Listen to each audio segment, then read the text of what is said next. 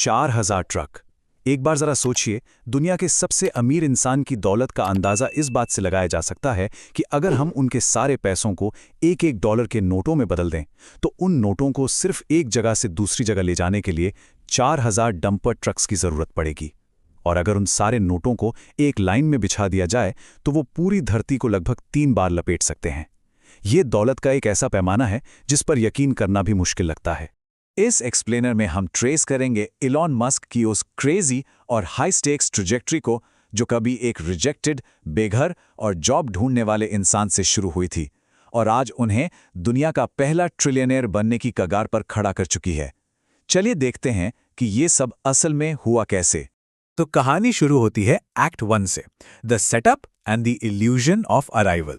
उनके शुरुआती दिनों का ये कॉन्ट्रास्ट सच में हैरान करने वाला है। बड़ी बड़ी टेक और इंटरनेट कंपनी से रिजेक्ट होने के बाद उन्होंने एक छोटा सा ऑफिस रेंट पर लिया। वो उसी ऑफिस के एक छोटे से सोफे पर सोते थे और नहाने के लिए पब्लिक बाथरूम जाते थे। और फिर अपनी इसी कंपनी Zip2 को जब उन्होंने $37 मिलियन में बेचा, तो उन्होंने अपना पहला बड़ा खर्चा किया, दुनिया की सबसे फास्ट कार मैक्लारेन F1 खरीदकर। अब नॉर्मली इतना पैसा आने के बाद कोई भी आराम से बैठ जाएगा, राइट? लेकिन उन्होंने ऐसा नहीं किया। इसके बजाय उन्होंने अपना सब कुछ एक नए ऑनलाइन बैंकिंग कॉन्सेप्ट पर दांव पर लगा दिया।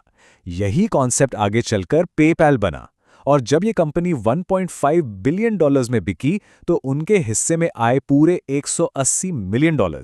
और यहीं से शुरू होता है act 2, the एबिस and the Mars vision. इतना पैसा आने के बाद आराम से रिटायरमेंट लेने के बजाय उन्होंने खुद को एक्सट्रीम रिस्क के एक गहरे समंदर में झोंक दिया। उन्हें इस बात का खौफनाक एहसास हुआ कि जैसे एक एस्ट्रॉयड ने डायनासोर्स को खत्म कर दिया था, एक ऐसा धमाका जो 1 बिलियन एटम बॉम्ब्स के बराबर था, वैसा ही कोई खतरा इंसानों को भी मिटा सकता है। और यहीं से आया एक मैसिव विजन, मार्स पर इंसानों की एक बैकअप सिविलाइजेशन बसाने का, ताकि इंसानियत कभी पूरी तरह खत्म ना हो। अब इस मार्स प्लान के लिए जब वो सस्ते रॉकेट्स लेने रशिया गए, तो वहां उनका बहुत मजाक उड़ाया गया। यहां तक कहा जाता है कि उनके मुंह पर थूका तक गया। इस घोर बेइज्जती के बाद उन्होंने ठीक वही किया जो कोई और नहीं करता। उन्होंने ठान लिया कि वो खुद रॉकेट बनाएंगे। बिना किसी फॉर्मल डिग्री के उन्होंने रॉकेट इंजीनियरिंग की किताबें पढ़ी और खुद अपनी नई कंपनी स्पेसएक्स के चीफ इंजीनियर बन गए। लेकिन बात सिर्फ स्पेस तक नहीं रुकी। उसी वक्त उन्होंने धरती को अंदर से खोखला कर रही पेट्रोल डीजल की गाड़ियों से लड़ने के लिए टेस्ला की शुरुआत की। उनका मकसद बोरिंग इलेक्ट्रिक कार्स को एक फास्ट और स्टाइलिश रिप्लेसमेंट देना था। मतलब उन्होंने एक साथ 2 अलग-अलग और बेहद मुश्किल मोर्चों पर नामुमकिन सी जंग लड़ने का फैसला कर लिया था। और तभी मुसीबतों का एक ऐसा तूफान आया जिसने सब कुछ हिला कर रख दिया। 2008 का ग्लोबल रिसेशन आ गया जिसने पूरी दुनिया की इकोनॉमी को तबाह कर दिया। और दूसरी तरफ स्पेसएक्स के एक के बाद एक 3 रॉकेट लॉन्च फेल हो गए। पहले लॉन्च में तो सिर्फ एक छोटे से नट की खराबी की वजह से रॉकेट हवा में ही तबाह हो गया। इन 3 फेलियर्स में उनके करीब $100 मिलियन जलकर राख हो गए। हालात कितने खराब थे उसके लिए जरा इस नंबर 20 पर गौर कीजिए। ये टेस्ला की बुरी हालत बताता है। टेस्ला ने पिछले पूरे 6 सालों में मिलाकर सिर्फ 20 गाड़ियां बेची थी। स्पेसएक्स के पास अब सिर्फ कुछ महीनों का फंड बचा था और टेस्ला के पास तो महज कुछ दिनों का। ऐसे ब्रिंकिंग पॉइंट पर कोई भी हार मान लेता, लेकिन उन्होंने अपनी दोनों कंपनीज को भूखे बच्चों की तरह देखा। एक को खाना खिलाकर दूसरे को भूखा मरते हुए वो नहीं देख सकते थे। उन्होंने अपना घर बेच दिया, अपनी आखिरी पाई लगा दी और अपने एम्प्लॉयज के सामने एक बेहद पावरफुल बात कही, मैं कभी हार नहीं मानूंगा। अपनी कंपनीज के प्रति ये रिलेंटलेस लॉयल्टी कोई नई बात नहीं थी। सालों पहले जब एक बीमारी के चलते डॉक्टर्स ने उन्हें जीने के लिए सिर्फ 24 घंटे दिए थे, तब उन 24 घंटों में उन्होंने क्या किया?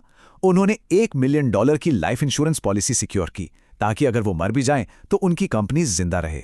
और यही पागलपन स्टेज सेट करता है एक्ट 3 के लिए, the climax and the future. पैसे खत्म थे, इसलिए उन्हें अपने चौथे और आखिरी लॉन्च के लिए एक पुराना रॉकेट यूज करने पर मजबूर होना पड़ा। और लॉन्च से ठीक पहले डिजास्टर फिर सामने था। रॉकेट में एक डेंट आ रहा था। अगर तभी ठीक नहीं होता तो वो हवा में तबाह हो जाता। तब एक बहादुर एम्प्लॉय ने अपनी जान की परवाह किए बिना फ्यूल से भरे उस रॉकेट के अंदर घुसकर ऐन मौके पर उसे ठीक किया। और फिर लॉन्च का वक्त आया। कंट्रोल रूम में बिल्कुल सन्नाटा पसरा था। सबकी सांसें रुकी हुई थी। एक एक करके स्टेजेस परफेक्टली एग्जीक्यूट हुई। First stage successful, second stage successful, और जैसे ही रॉकेट स्पेस में पहुंचा वो पूरा शांत कमरा खुशी की चीखों से गूंज उठा। स्पेसएक्स ने दुनिया का पहला प्राइवेट रॉकेट स्पेस में भेजकर इतिहास रच दिया था। इस ऐतिहासिक कामयाबी के कुछ ही देर बाद जब वो अपनी फैमिली के साथ बैठे थे तो एक मिरेक्युलस कॉल आया। नासा ने स्पेसएक्स को $1.5 बिलियन का रेस्क्यू कॉन्ट्रैक्ट दे दिया था। वो इस वक्त इतने हैरान और सुन थे कि फोन पर उन्होंने सिर्फ इतना ही कहा, आई लव यू गाइस। बस उस एक सक्सेसफुल लॉन्च ने आज के इस विशाल एम्पायर को जन्म दिया।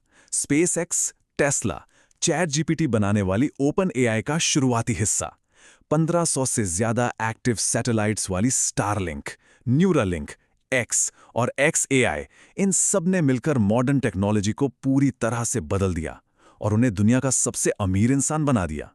लेकिन कहानी यहां खत्म नहीं होती। अब उनका फोकस एक ऐसा आर्टिफिशियल इंटेलिजेंस बनाने पर है जिसे इंसानी काबिलियत को पीछे छोड़ने के लिए डिजाइन किया जा रहा है।